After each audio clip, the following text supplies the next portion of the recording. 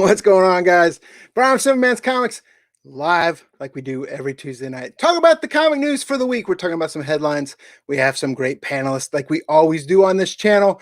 I wouldn't even call someone a guest anymore. They're basically found another home here on Simple Man's Comics, no stranger to the channel. I was on their show last night on Tales from the Flip Side, but let's welcome in Mr. Brian McClay, the guy that makes the clocks tick in the background on that channel with the editing and the clicking and the graphics and the who's your daddy? The guy behind the green man behind the curtain. Yeah. It's been a long, lazy day in Phoenix, Arizona. I'm looking to hang out, chill, have a good show. Yeah. Also, we have the guy that makes the clocks tick behind this show with the clicking and the graphics and the producing, Mr. El Beardo, Jefe, Comic Man Andy. What's going on? What is good, guys? Welcome back to another Comic News Weekly. You were also on Tales from the Flip Side last night. That was a fun time. So this is kind of like part 2 of that. But let's bring in our other panelist. I said utter. Let's bring in the other panelist from comicbookinvest.com, writer of that Indie Spotlight article, our independent comic expert himself, Mr. Andy Tomberlin. What's up? Glad to be here. The two Wizard of Oz's over there. Yeah. Andy's too good to even look at us. I don't know how to do this, man. I'm just giving you a hard time. Too technical. Hey, computer, stop all the downloading. Dan Kim, Dank Comics YouTube channel. He is not able to make it with us tonight. We got Tony Blue Green Artifacts coming up. He's still packing up Whatnot packages from his last Whatnot sale. Scarfing down some SpaghettiOs. He'll be on here very soon. But we got some great topics to discuss tonight. And again, Brian, I want to tell you from Comic Man Andy and myself, thanks for having us on your channel. That was a fun time. So we talked about some Monster of the Universe on that. If you guys want to check out that conversation, make sure you guys check out Tales from the Flip Side's YouTube channel. That show is up there right now. So we're not going to talk about that here as much as I'd like to. But we do have some other big news. And this is some news that kind of circulated before with Michael B. Jordan and Warner Brothers and DC Comics. And then J.J. Abrams was doing a Superman movie. Michael B. Jordan was attached to it through rumor. But now we're getting that Michael B. Jordan and his production company is actually working on a Val-Zod story, right? The actual Earth 2 Tom Taylor goodness. Tom Taylor's name keeps coming up a lot. But Michael B. Jordan adapting, they say he might star in it, and they're also saying it's a limited series, not a movie, right? What do you think, Brian? I'd be cool with that. I'm totally down for that. If they go deep into some, DC lore type, Elseworlds type crazy good tale, and if it works, it works. That's all I'll say. If they can just give me something that's decent, I'm cool with it. They can try whatever they want at this point, because I feel like everything else has been really bad other than Titans.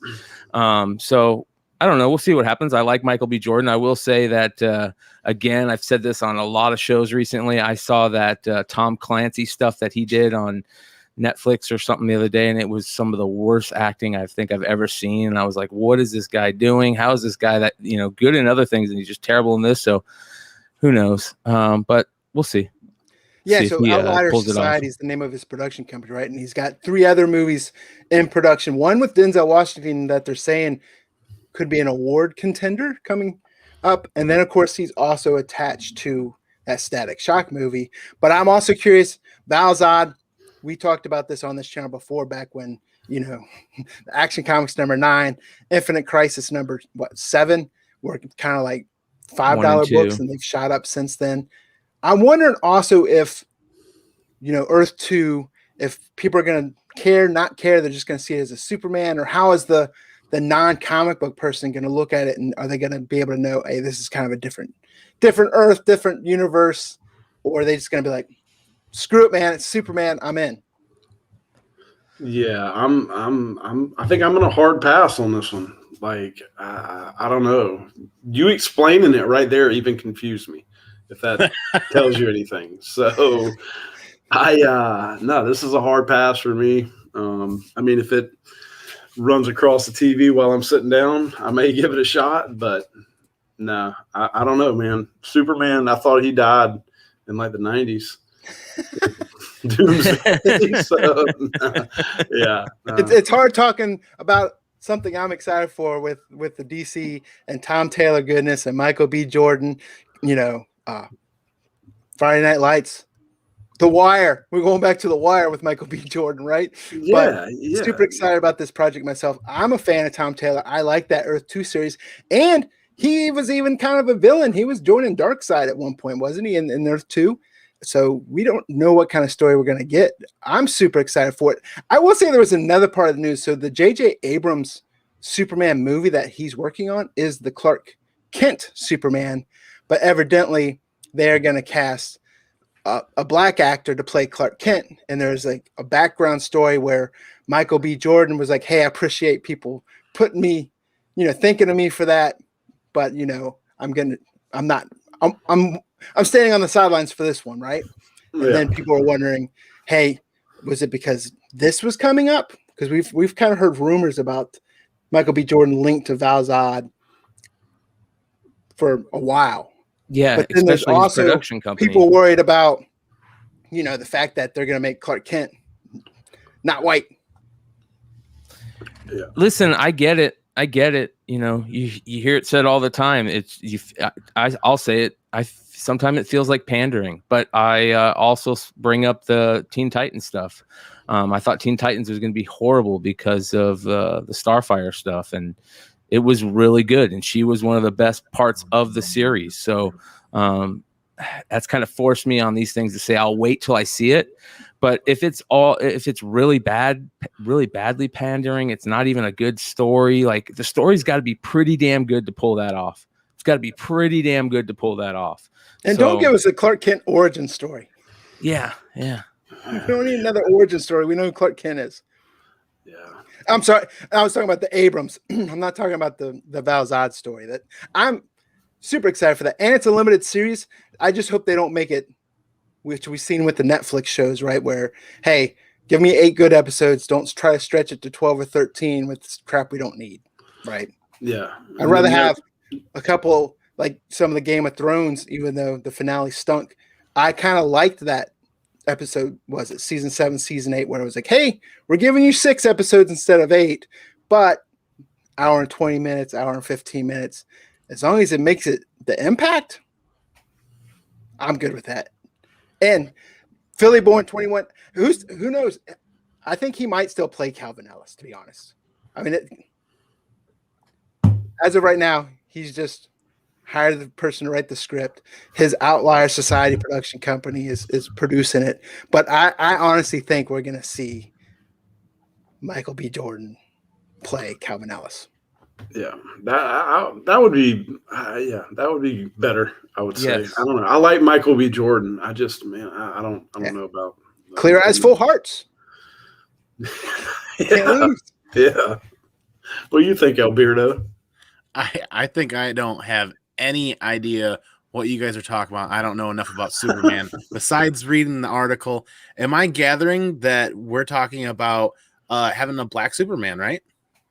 Yeah, so there's 2 parts of that story where the Calvin Ellis is the black Superman, and then there was talk about the J.J. Abrams, who's also creating a Superman movie with Clark Kent, where they wanted to make that Clark Kent black. And then Michael B. Jordan's like, he even said, like, hey, I don't understand why you're going to change someone when DC has their own black superheroes that you can use. And that's kind of why I think Michael B. Jordan's doing the Calvin Ellis Val-Zod storyline.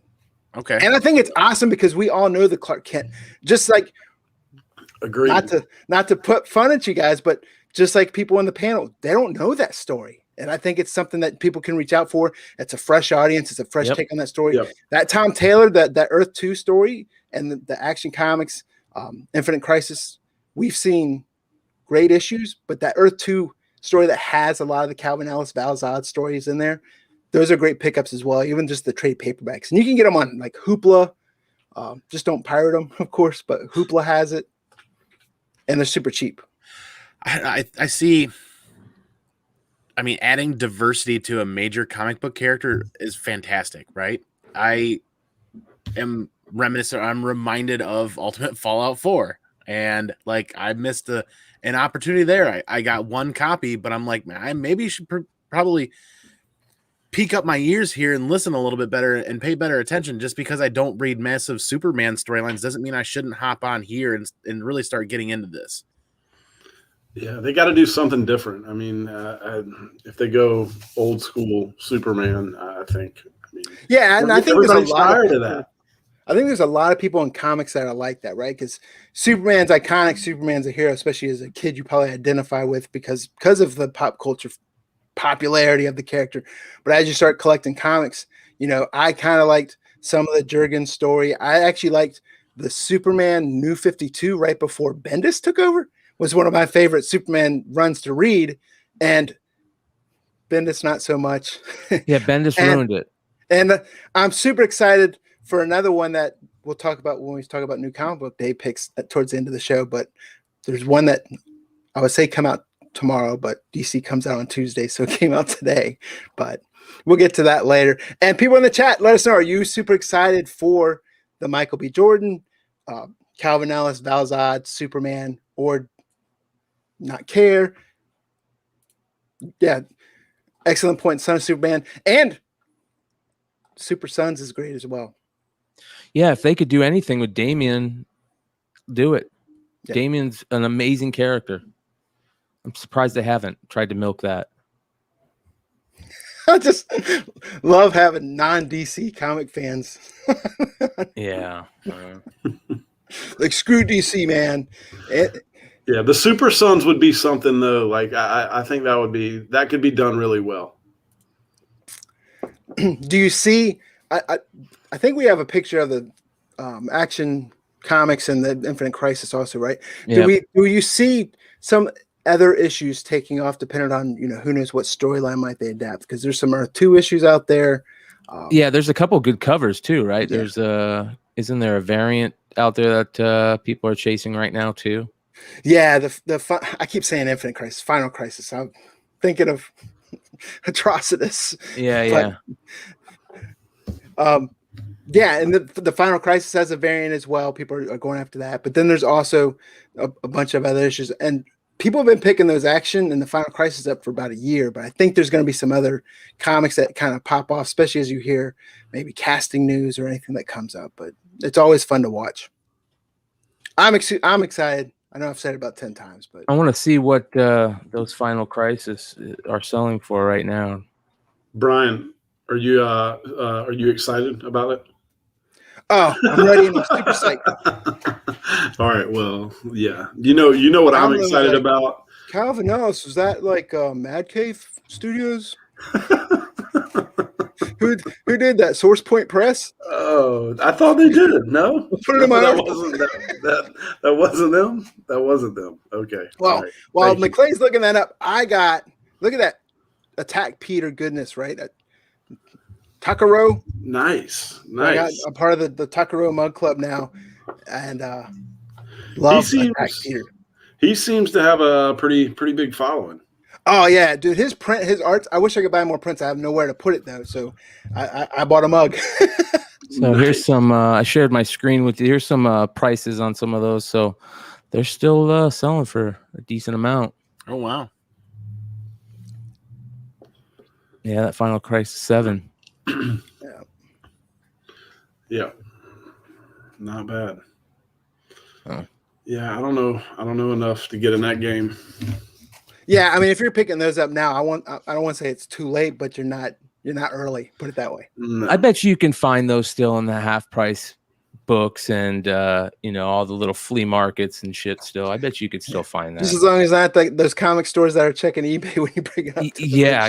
You definitely don't want that. Definitely don't want that. I'm surprised people are still talking about that. It's been a while. That's been on people's tips of people's tongue for a long time now. It's been like 2 months. Jeff Ingram's bringing up a good point. The Earth 2 number 19. So yeah, I know there's a couple Earth 2 books out there as well.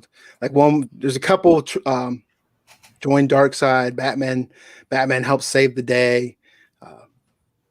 It's been a while since I've picked up Earth 2. I was also picking Earth 2 comics for Power Girl. That's $100 book. That Earth 2 19. It's $100 book right now. No shit. Yeah, here you go. Yeah, look at this. Jesus. It still blows me away every day. I see books prices that they're selling for, and every day I have the same thing happen where I'm just like, holy cow, that's selling for that. Yeah. Damn. $100 book. I didn't know that. Yeah, so thanks for Jeff Ingram for bringing that up. And people, you see the listings that are putting the Val-Zod in there. Mm-hmm. People are quick. I am liking HBO Max. I wonder if though by the time, well, it's specifically for HBO Max, so that's a moot point. Limited series. I was going to say if it's a movie. Why would you ever want this one? This variant? That's terrible. I hate it when a good variant that has a good like key first appearance in it, and they have a variant that has nothing to do with it. That was like the was it the Justice League? Was it 51 that had like the Joker variant month? Yes. Yeah, that was a good one though. You're right. That was a good one. Well, good it can be the opposite. It can be the opposite. Like the cover could be really good, and then the guts have nothing to do with the cover. But if it's a key book the other way around in the guts, you better put that character on a variant, in my opinion. Anyways, what up, Tony? What's up, guys? Good to see you, Tony. Let me ask you, Brian, Andy. Yeah, I know. we're A2B2. Let's go get Tony from Skeleton Key Comics. So we can, yeah, A2B2 T2.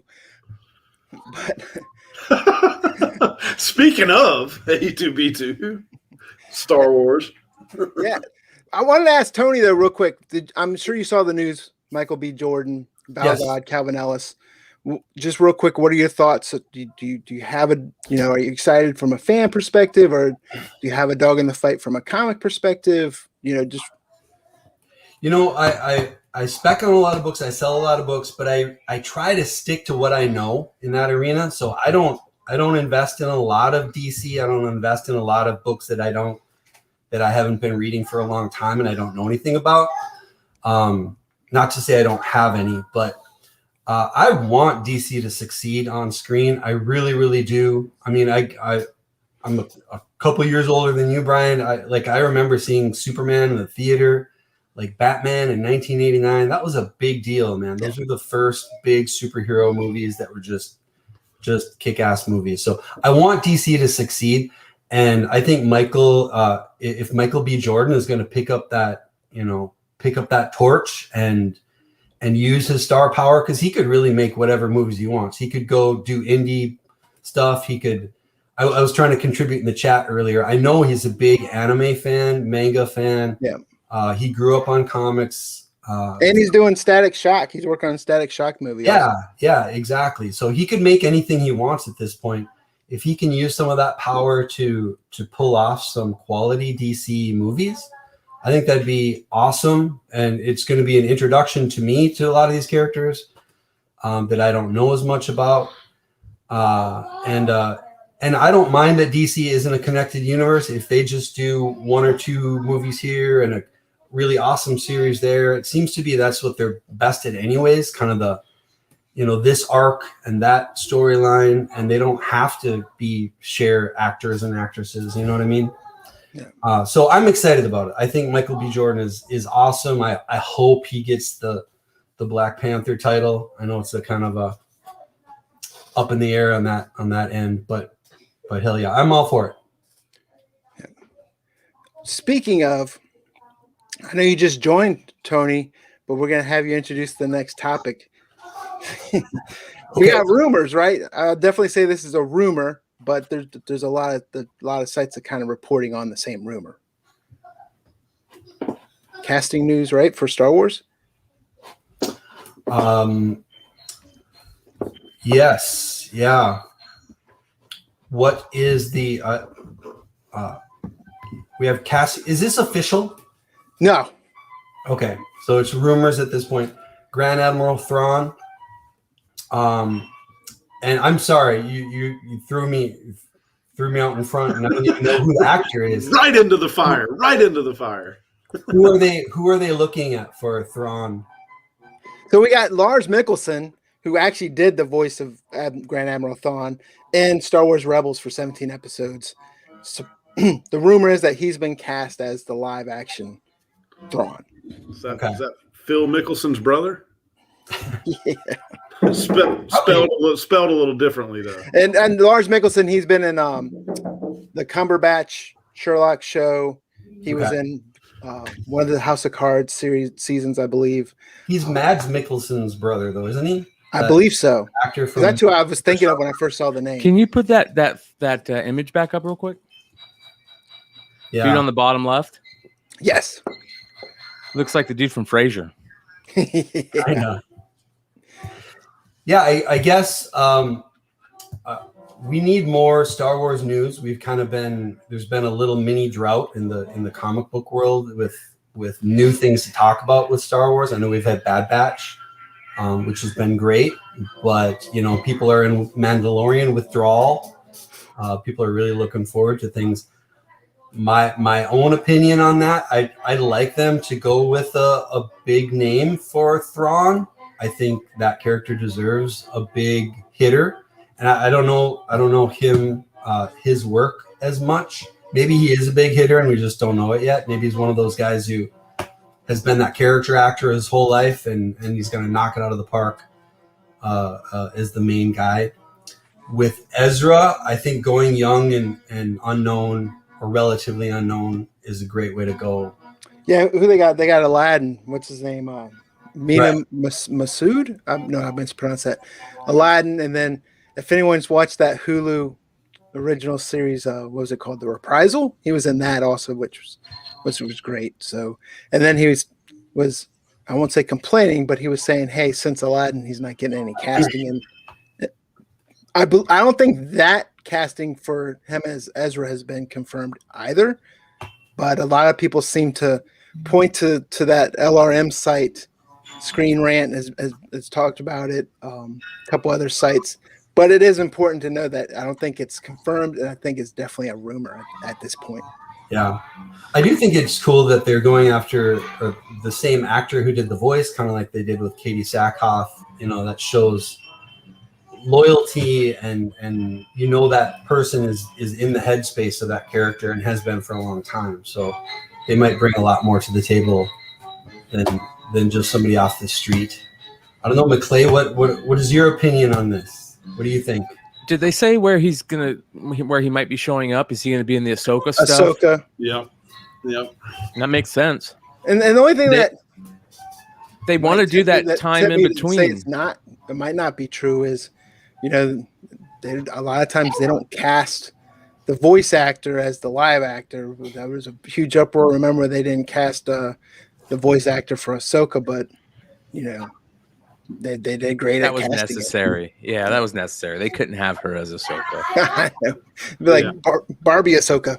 Yeah, and if they're going to be doing the time in between stuff, like the rumor is, where they're going to be, Star Wars can become like the coolest thing ever in the next 10, 15 years. Oh, the possibilities are endless, dude. Like this is my wheelhouse here, man. I'm so ready to get some live action Star Wars stuff back on Disney, like Luke stuff. Anything right now. I think everybody's starving for material, and I think when we see Thrawn hit, it's just going to open up so many doors. And I mean, even the Bounty Hunter series coming up, the Book of Boba, like there's so many doors are going to open up, and there's going to be just a rush on all of these books that can be gotten for cheap right now, as far as I'm concerned. I like that Thrawn comic pack. I think that's a sleeping giant. I'm telling you, man. It's going to be the Wild West too, because we know the main character, and you can take a guess at maybe one or two side characters, but there's going to be people showing up in these shows that is on no one's radar. This week this becomes a $50 book. The next week this other one becomes this $80 book. It's going to be people staying up till 2 a.m. so that they can watch it at release, so they can be the first ones pull those copies off of off of the bay. On my comic shop, ordering copies. Yeah. Oh, 100%. 100%.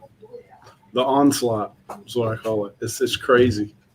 Well, the crazy stuff is that a lot of these things that we all thought were like super goofy rumors are starting to be talked about more and more in the Star Wars world. Right. I wonder if people talk it into being true. You know what I'm saying? If it builds up such a momentum from conversations that, I mean, I wouldn't say, especially if you're talking Kathleen Kennedy, that they would allow that, but you never know, man. When fandom starts building up, and then they just act like, oh, we were doing that all along. Yeah, I think that definitely happens. I mean, it did with Haley Steinfeld, for Kate Bishop and Hawkeye. Yeah, I agree. I mean, I think popularity drives things, and if something's already being talked about, I think that they're crazy not to at least look at it. And remember who the guys are that are creating everything right now. They're super fans. They're super fans, so they love this deep stuff. And when Star Wars fans get to talking, it makes sense sometimes, man. And speaking of, let's just start it right now. Hashtag Jar Jar Binks solo series. Comic Man Andy, I know you're waist deep in the Ahsoka spec over there. What is your opinion on this? He's got Ahsoka coming out of his beard. Ahsoka fine beard, right? I don't know enough about these two actors. I guess I got to a point in my age where I'm not keeping up with movies in general well enough to know all these players that are out there. I like the way this is shaping up. I like how you guys talk about the popularity driving things definitely as well. And it fits. Thrawn showing up in Ahsoka just fits. Cinematically, story, everything. It just feels like that last Lego is hitting that set, and we're all going to cheer when it does. And I cannot wait. I can't wait because I'm left constantly wanting more from everything Star Wars right now. Yeah. It's like that last Lego that leads to the next first Lego. Yeah. And it's going to be like the perfect fill-in for like what old school Star Wars fans think of as like Moff Tarkin. I feel like the newer audience will get Thrawn in that same type of villain you just hate. And we're just on the cusp of so many different things they can explore and do in the Star Wars universe. It's finally they're knocking on that door and they're about to kick the damn thing wide open, and we're going to get so many cool series and stories out of this. And it's like when they open up time travel for the MCU. It's like boom, possibilities endless. Like we're right on the cusp there with Star Wars. Well, just think that's all Disney is right now. Like Disney is like a whole new ball game. Marvel, Star Wars. It's nothing but good over there. And then we're hoping and praying that a DC movie about Superman might be good. We're just hoping and praying. That's my point. That was my point earlier.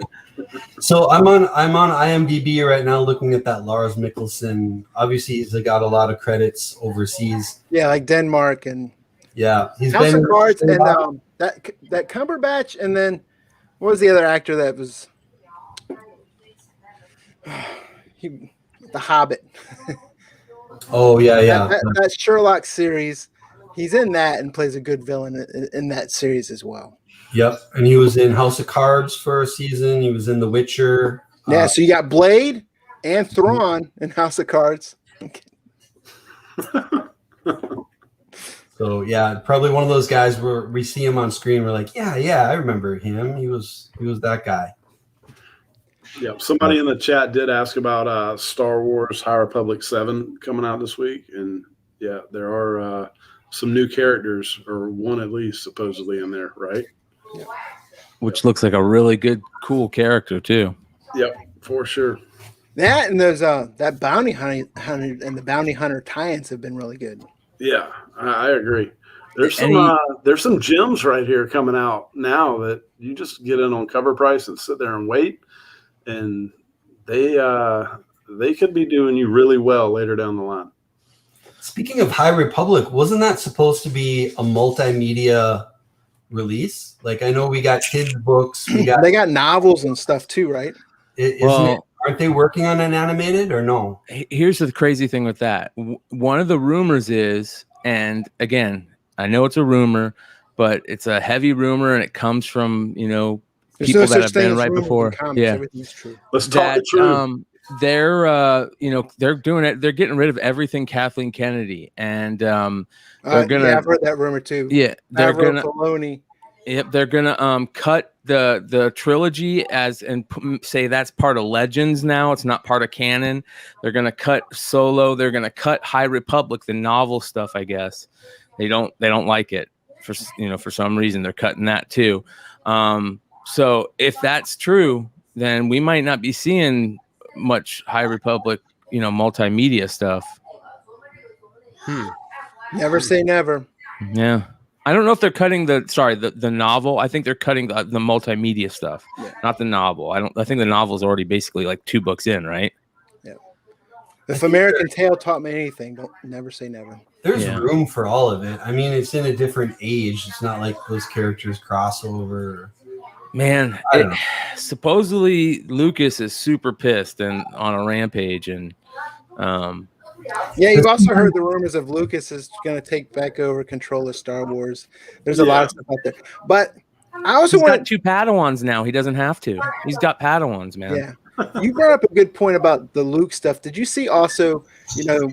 Spoiler alert if you're not caught up on Mandalorian, but the CGI Mark Hamill Luke. Did you see the deep fake YouTube guy that kind of fixed it, so to say? And Lucasfilm saw him, and now he's working for Lucasfilms. Yep. Well, there's the word on the street is, and it's been this for a while, and this could be another one of those things like you guys were talking about, where the market and the street makes things happen with Bucky being Luke, because he looks just like young Mark Hamill, and he could play that character perfect in the whatever weird series that they're going to have him playing. Maybe he's teaching Baby Yoda or something, and they just tell all new stories from here, like cool stories that we want to see, pulling out parts of all the old school stuff that maybe they want to be part of canon now.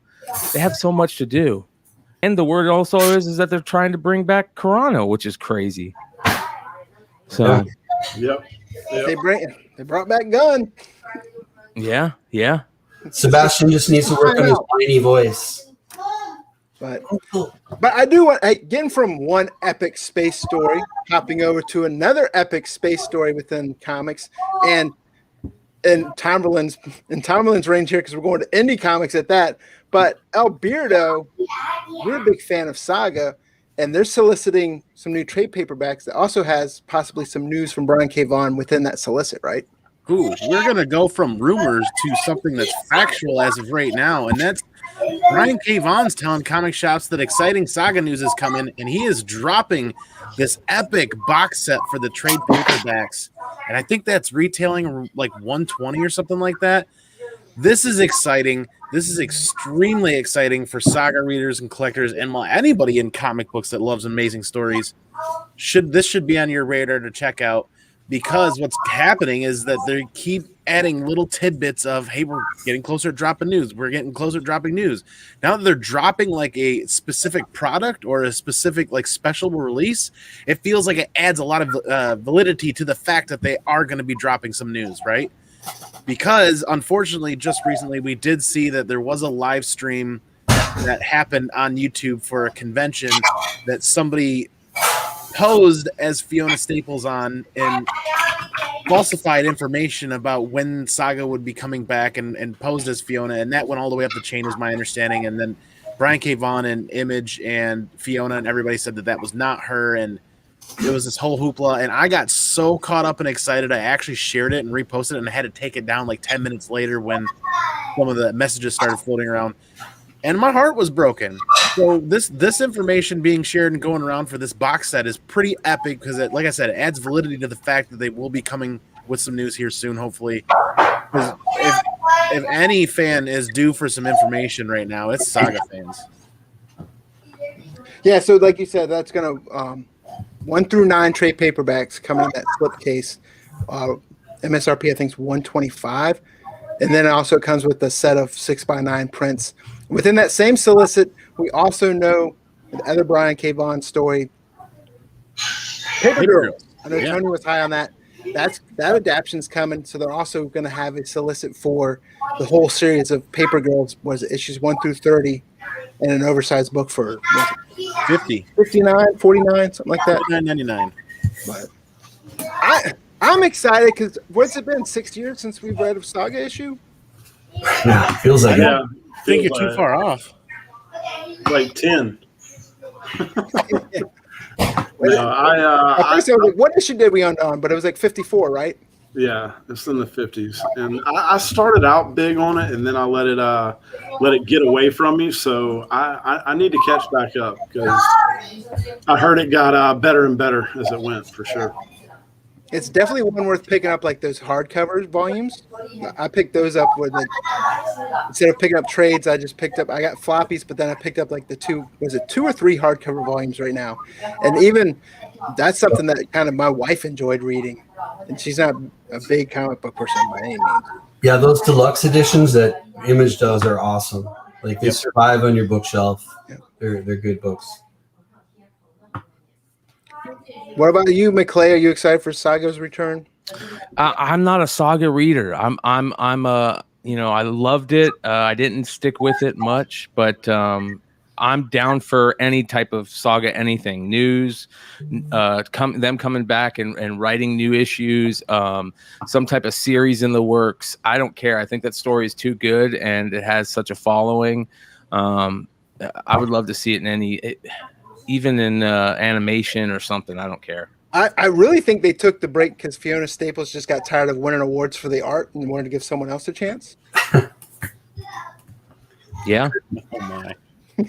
Could be. The comic book landscape has changed so much since it left the shelves. Like Brian K. Vaughan is anti-spec. I mean, we don't get variant covers. We rarely do we ever get like second printings.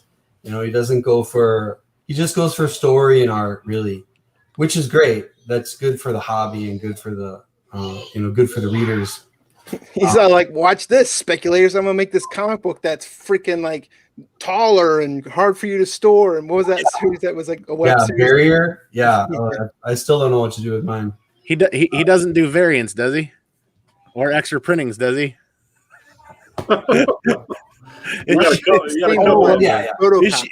Issue 1 had 5 original printings or 5 printings.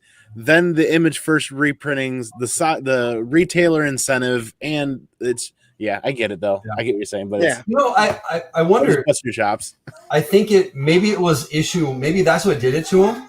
How many printings that one had? Because since then, I mean, I can't think of a Paper Girls had 1 late printing on a random issue 6 for some crazy reason. Barrier never had any. None of the other series he's had since then. Maybe he didn't have the clout at the time to say no. One issue. I don't think those stories took off anywhere near like Saga did. I mean, Saga is comparable to like what Walking Dead, where there weren't a lot of variants at first, right? So then the Image first reprints. They continued to reprint that, and then it was there's 40 plus variants. They went to town with it. What was the print run for issue number 1 first print? Was it like 17, 30,000, something like that? For Saga? Yeah. Which printing? All of them? The first print. The first print is like, give me 30 seconds. Like 30 or 50. Yeah. No, it's not 30,000 for the first print, I don't think. Is it, Andy? Yeah, I thought it was right around that number. 30 to 40 is what I thought. That's what I want to say too. I mean, he had a name at the time. He wasn't an unknown. I want to say the high side of 30. So this article goes all the way back to 2016, June 14th, and let me give credit to the individual who wrote this, and that was I can't find it fast enough. The Crystal Ball article on CBSI. That was Matt DeVoe. Matt DeVoe wrote that. Oh, he actually sources all these out. The first print had over 37,000. Yeah. Yep. Yeah, I knew it wasn't large, but it wasn't small. It wasn't like Walking Dead 7,000, whatever that was. And the second, third, and fifth are all just under 5,000 copies, and the fourth print was potentially below 1,400 copies. Now, there's a lot of people also talking about during this hiatus that's going on. They're wishful thinking, of course, maybe, but Brian K. Vaughan has gone and said that Saga will never be adapted. Do you think, given everything that's going on with adaptations, that Saga might see? Okay, animated, so this is very live it's action? very cool crosstalk between the last topic and this topic is where Star Wars is, where they're at with Star Wars and those developing those studios with that LED technology or wherever it is, so they can go anywhere in that one little dome. That technology, the next evolution of that technology is going to deliver them what they need to do something like Saga on the big screen or on the TV and do it well. I think it's inevitable, but it might be a long time, unfortunately. Yeah, could be. I mean, It'll be expensive. If to do it right, it's going to be expensive. Yeah, and he is not going to want to pull a George R.R. Martin and have movies come out before he's done with the series. So, and no one wants 50 more issues coming. How many years is this going to take? That's what I was relating it to with the hiatus. At first, I was like, we're going to see the next Game of Thrones novel before we see another Saga book. Right, the next 54 issues, that'd be just over 4 years, 4.5 years, roughly. Yeah. I mean, I'd love to know what people in the chat think. I've seen people talking there how they love Saga and anticipating its return, or it's kind of like, I hadn't really thought about it because it's been so long, but yeah, I want it to come back. Or do you think we'll get a Saga adaptation at some point? But fingers crossed. I don't know. I'm kind of hoping Brian K. Vaughan sticks to his guns, and when it comes back, there's the book. I don't have to buy $200 worth of variants every time that book drops every month, because just give me the story. Brian K. Vaughan is coming back to Baltimore this year. Andy. Yep. So there's lots of speculation about that being a potential news drop area for more news. I guess area. You know what I'm getting at. So a couple of years ago, he signed that option deal with Legendary that was supposedly in the $1 million plus. Obviously, we got Paper Girls out of it. Why the Last Man is in the works, right? But aren't there 2 or 3 more in that option? I mean, they're going to use those options. What are his other books that are going to be that are going to hit the screen? I mean, it's not Saga yet. Right. What do we have to work with? There's Barrier. What's the one about the U.S. and Canada? Why the Last Man, of course. Why the Last Man? Yep. I think that's coming out almost. Yeah. I want to say they've almost finished filming. We Stand on Guard. That's the one. Runaways. Pride of Baghdad was another one he's noted for. Ex Machina. Oh, because the movie Ex Machina wasn't based on his story, was it? No. So there's potential for that being spun. Yep, that was a good run. He's a Milky Way, so what should be Pride of Baghdad? I think that'd be cool too. I have not read that. I got to change that. Let's see. But speaking of actually adapting indie books, we're going to go to the indie spotlight. Article writer, Mr. Andy Tomberlin. Yes. You're a big fan of Aftershock. There was some Aftershock news, right? Yes, there was. Sony Aftershock news, Kaiju Score picked up, optioned. And I think this is a good one, man. It's such a good story. I won't ruin it, but it's kind of like, it reminds me of like an Ocean's 11 back in the day. Get you going one way and then you're going another. Yeah, it's really good, really well written, and I think they got a good team on it. So that's going to make all the difference. And kaijus are big right now. I mean, look at what they're doing. So it's kind of a no-brainer coming down to it. I think Sony just read Aftershock solicit for when the first issue came out and bought it off that, because they solicited as, just like you said, like Ocean's 11, directed by Quentin Tarantino with Godzilla in the background. Right? That's it. That's it.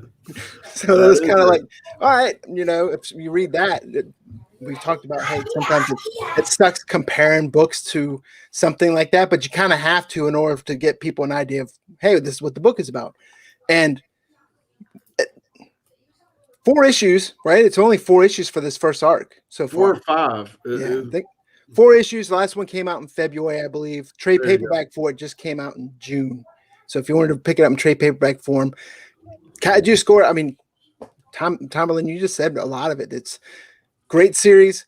Kaiju's, like Mr. Mugatu would say, Kaiju's is hot right now between Ultra Omega. There's a bunch of other Kaiju stories out there. If you like heist books with Kaiju, then this is definitely one worth picking up. And I think Sony's going to do a good job with it because it's not Spider-Man. Yeah.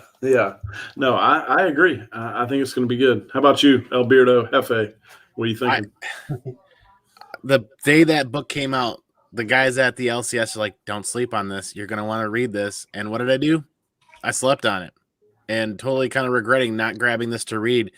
And Ultra Mega too. A lot of people told me I should have grabbed that. And it's like, man, just kind of wish. So now I'm going to have to get on the digital platform. And I don't know, are they going to be on Hoopla yet? Either way, I can go to Comixology and potentially look, at least get the read and figure out if I want to grab the single issues.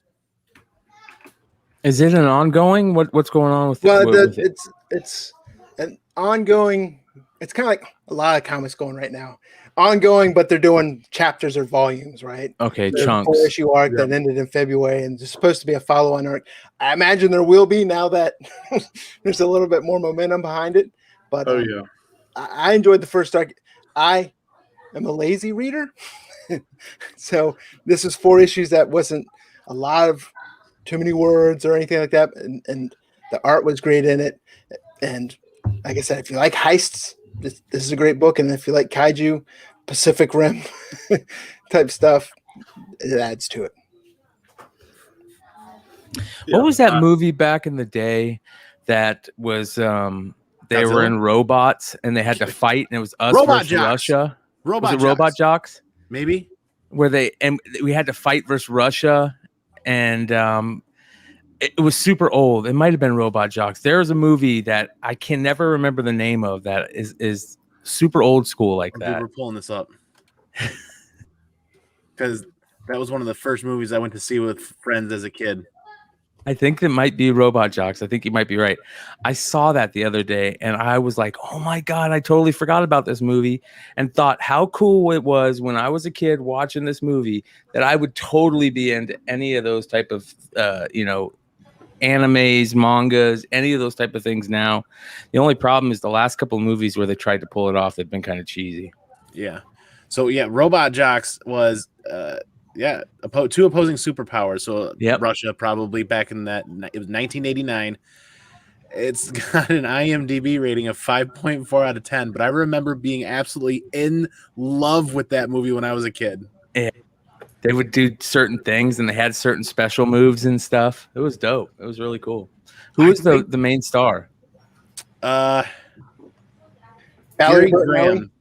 Graham, Anne Marie Johnson, Paul Clouseau. Cusolo. Bunch of nobodies. I watch a lot of movies, but I haven't seen that one. Oh man. It was because when the mechs were fighting, the way they used that the model dioramas or whatever it was, and the way they filmed that was very, very. What year did that come out? 89. It was very 89. sci-fi. Yeah. Straight to VHS or what? No, I saw it in the theater. Yep. And when you Google search Robot Jocks, Google kind of wants you to pop up Robot Jocks 2021, almost like there's talk of a remake. Oh, nice. Robot chicks. For anybody who likes to read things that don't have pictures in them, there's a trilogy of books called the Themis Files by Sylvain Neuvel.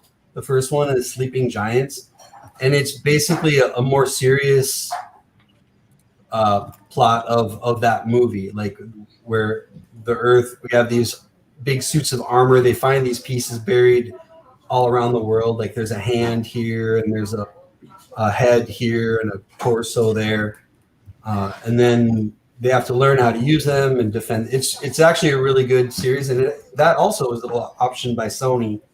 I think that was back in like 2017, so maybe that's hasn't gone anywhere. But it does seem like the kaiju, that whole idea, there's with the success of the new, Godzilla, King Kong movies, we're gonna see a lot of other ones out there. And I don't think that's a bad thing. Those are great popcorn movies, man. Even if it's not the best movie in the world, even if it's not winning Academy Awards, they're fun to watch, I was laughing at Flynn's ghost. And one last shameless plug, by the way, that I'm not getting anything from this. I just love the guy to death, especially since he's on the channel. If you like kaiju stuff, man, definitely check out Attack Peter on YouTube. Check out Attack Peter on Skybound's website. He's got a bunch of great prints, t-shirts, mugs, of course. Attack Peter's awesome guy out of Miami. He does really cool block print, like old school style, carves the damn thing out, puts the print on there with the ink, makes fantastic. He's got Alien, Ninja Turtles, Star Wars. It's just I don't have room for the prints on my walls, but they're fantastic. So if you're definitely a fan of the kaiju and Godzilla, check out Attack Peter. Awesome streams on YouTube as well. So check him out for sure. But that's the story so far. But we also know that tomorrow, or I guess you could say tonight, is New Comic Book Day Eve, or release day for DC Comics. But half the people on this panel don't care because they don't read DC Comics. Hey, no, I'm reading some DC reads. Come on. Nice House on the Lake doesn't count. Yeah, that's a kind of a weird one, right? It doesn't feel like DC. But let's get into it right now. Our one pick, or a couple if you're Tony, for New Comic Book Day tomorrow, whether it's readers, art, spec, whatever. What are you guys looking forward to coming out tomorrow? McClay, since you're muted, I'll start with you. I've got, let me share my screen. So this is a kind of a shout out pick, but also I figure, the Power Rangers stuff can be quite collectible nowadays. And, Frank Gogol, it's kind of nice when you hear that guy get the dream job and create a character in a something that he grew up loving. It'd be kind of like me creating like a G.I. Joe character. Oh, I did do that. I did. It was called The Rapper. That was his name. But this is a cool character, and this is the second print of the Power Rangers Unlimited #1. It is kind of like, what do they call these? Design variant. Design variants. Thank you, Andy. Yeah, yep. Design variants. So, it's worth throwing a couple bucks at, I think. And then I noticed something that isn't a... Let me find this here. It isn't a book, but I'm not a big Peach Momoko fan, but this print was pretty. And really, really, I'm a big fan of the Spirit and Will Eisner and that old school, weekly 2025 print run. Yeah. So pretty dope. And I guess it reminds me of that, not to cut you off, I'm so sorry, but it reminds me of the Ninja Turtle from the North Carolina Comic Con. Yep. So I know it's a print, but it's very limited, and they made it available. So that's pretty dope, and it's something where Peach Momoko actually, I really like the art. So those are my picks. Better than the anime variants. Yes. El Beardo, Berserker. No, God, no. Something is killing the children. 18 is out tomorrow. But you will see me pull every Berserker book tomorrow, unfortunately. I ordered them. I'm going to pay for them, but this is kind of like they're going 12 issues with Berserker, if I remember correctly, and I cannot do 12 months at $200 to $300 every month just for Berserker books. It's like they've got this set up and staged so that every time a Berserker book drops, with all the variants and the extra printings, you're looking at $250 a month just in Berserker books. What am I doing to myself? I mean, I love the story and I love the idea, but I'm really kind of buying those long term. And I got to remember that I'm doing a full, complete set of Berserker books minus the store variants that are out there. You know what I mean? Hey, if you believe in something, stick behind it. It's just come on. Like, people don't even spend that much on comics in a month, let alone just trying to do Berserker. Get a second mortgage. I gotta get to the first. You gotta have priorities, man. I gotta do another whatnot. I gotta do another whatnot sale to fund that berserker habit. Yeah. So big berserker bill is all I can say. Woof. Yeah. Your pool list is berserker. If that pulls up, you are gonna be you were gonna be honored for your picks, though. Not really. Like, you should get like a meet and greet with Keanu coming down to your man cave to film an unboxing for Berserker. Oh yeah. And he's cooking something on your grill. You know, Yeah. like, it's got to be that type of thing. I don't even have the 1 in 1,000 or the 1 per store. Those are the 2 that I couldn't grab. Ugh. They might I come down. had a 1 in 1,000 for a giveaway, but you I had a didn't win. one. I had I a tried. one per store. I tried. Had. Pomerlin. I got rid of it. Yes. All right. El Beardo Hefe stole mine, of course. So I'm that is my first choice. But Vinyl 2 is the one I'm going to have to check out. The first issue was really out there, really interesting serial killer cult type thing. So yeah, I'm in for issue 2. Vinyl. What publisher is that from? It's from Image. Yep. So we'll see. Could be garbage fire after this one, but you never know. Well, that's the thing. Also, there's a lot of comics like that I'll pick up just because I enjoy reading, regardless of what it's doing, what people are thinking about it. That's the point of collecting comics. If it's a series you like, pick it up. Who cares what you're not buying it with other people's money, so they don't have a say in what you buy. Yep. Agree. Blue green. True. Let me tell you what you got to buy tomorrow. I'm just kidding. Well, I usually try to put my speculation hat on here. So I'm a big fan of that new Captain America series just because we're introducing some new characters in each issue. I'm probably most excited about number 3, and I think it's 2 that's coming out this week. So I'm gonna, instead of that one though, I'm gonna go with the Star Wars Adventures number 7 from the IDW. You've got the cover B that has that really nice cover of that first cover of the Crimson Corsair, I want to say, which I know nothing about. And who knows, maybe High Republic spec won't. Was that a red hair dryer? This isn't High Republic, is it? This is the regular Star Wars Adventure. Yeah. So I'm gonna go with that one. That's the IDW one, though, right? Yep. Adventures. Mhm. Yep. That's my spec pick of the week. So I kind of hinted at the beginning when we were talking about Tom Taylor and Superman, but I'm going DC again this week. I'm telling you, Tom Taylor between Nightwing and he's got a new series came out today actually, but we're getting back to some John Kent goodness with that Superman Son of Kal-El. I'm super excited about this since the sales that came out. I love John Kent. I love the John Kent, Damian Wayne Super Sons. Tom Taylor, John Timms, Son of Kal-El. And there's a higher incentive variant, but the one I like is the incentive, the Jim Bartel black and white. That's a gorgeous cover, and it's available online in shops right now for super cheap.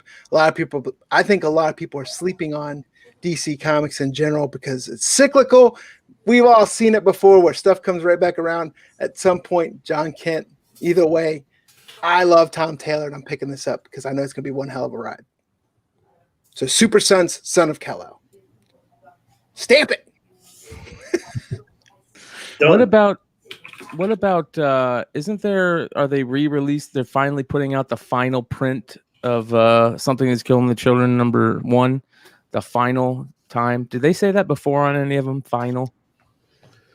Say that one more time now. It's the 6th print of Something Is Killing the Children number 1, and it says final on it. Final printing. Share your screen. Then we just have Yeah, like they already had 8. Yeah, they've already had the 8. Hold on, I'll show you. Let me find it. Huh. Double O is crazy. going after some Department of Truth. Another great story. Yep. Oh, he's talking about Department of Truth final print for you. Oh, yeah. Oh, that's what it is. Yeah. Oh, yeah. You got Sorry. the Yeah. Tynans mixed up. Yeah. I got my books mixed up. Yeah. Yeah, You're in the wrong Department of Truth. Yeah. Tynan. Yep. Yeah, my bad. Mark the That's Cuddy exactly Sark. what it is. Cuddy Sark. Messed that up. So yeah, new comic book day. That's our picks. But like we always do at the end, right? We have one more thing. One more thing, we're going to go around, and each panelist is going to talk about what they have going on, whether it's from their channel, their show, if they just, like me, just got the new HVAC replaced in their house. But either way, one more thing. Brian McClay, what you got for us? One more thing. 5,000 subs on Tales from the Flip Side. If you're not subbed over there, go check it out. A lot of fun over there the other night. Thanks for Comic Man Andy and Brian for coming on. Also, let me see here. There is another thing. And I'm spacing on it. Oh, I remember. Go sub. If there's somebody that's watching right now that isn't subbed to Andy's page, get that man a sub. Go get that man a sub right now.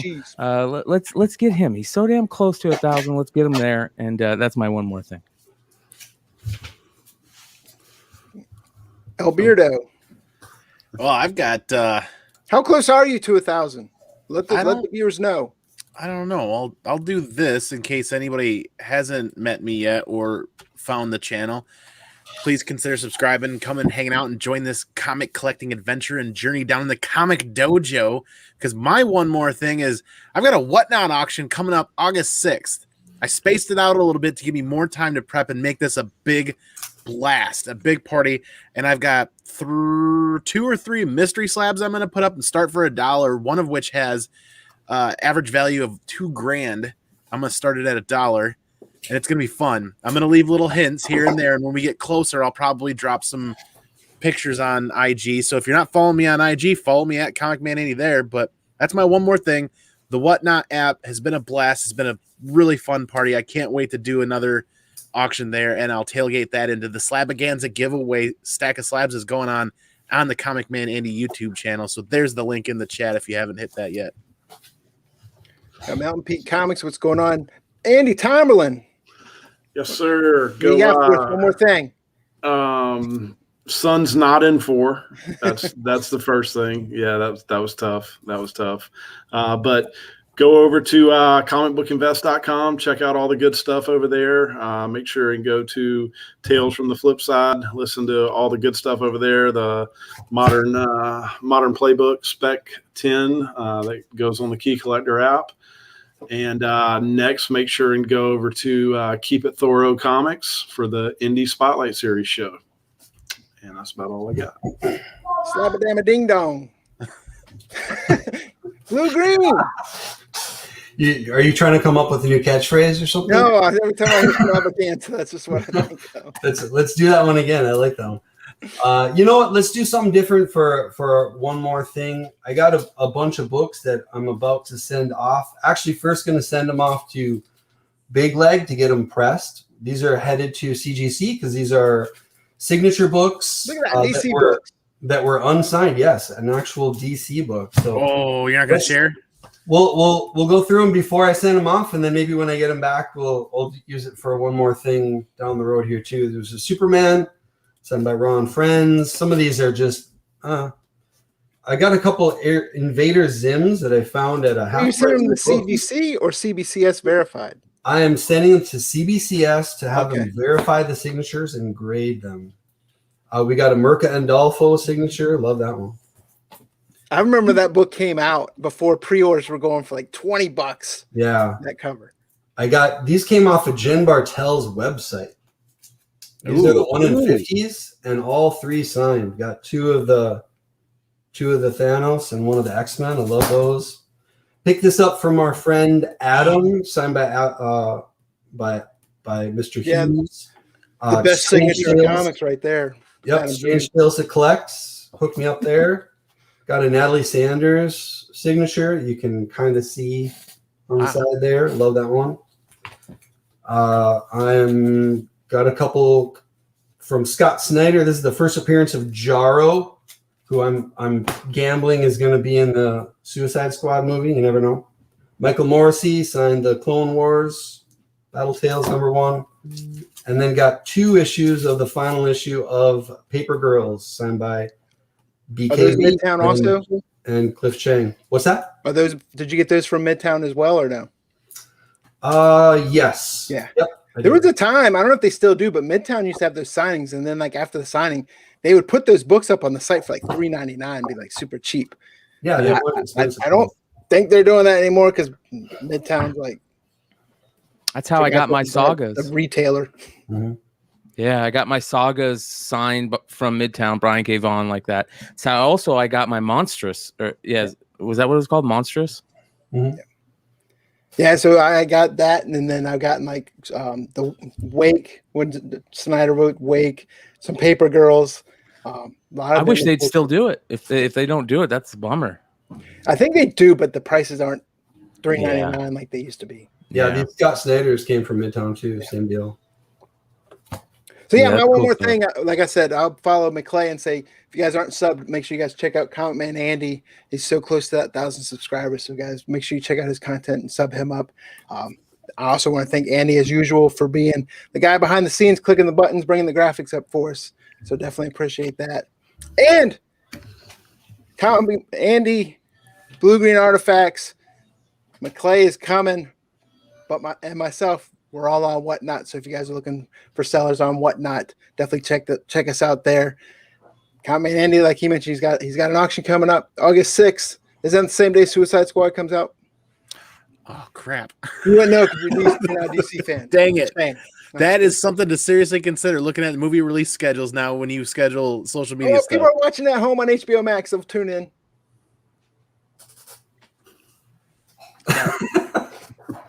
And I will say I can't give up too much information now, but there's a new creator-owned book coming out from Dark Horse. I'm going to be interviewing that creator on the channel very soon. I will have that video up soon, so be on the lookout for that. And as always, make sure you guys check out for Final Order Cutoff, the last call video on the channel. Thanks everyone in the chat for making this a fun night every Tuesday night. I enjoy this. Thanks for the panelists coming in here. Always enjoy talking comics with you guys. With that being said, guys, this is Brown Superman's Comics. See you guys in the next video.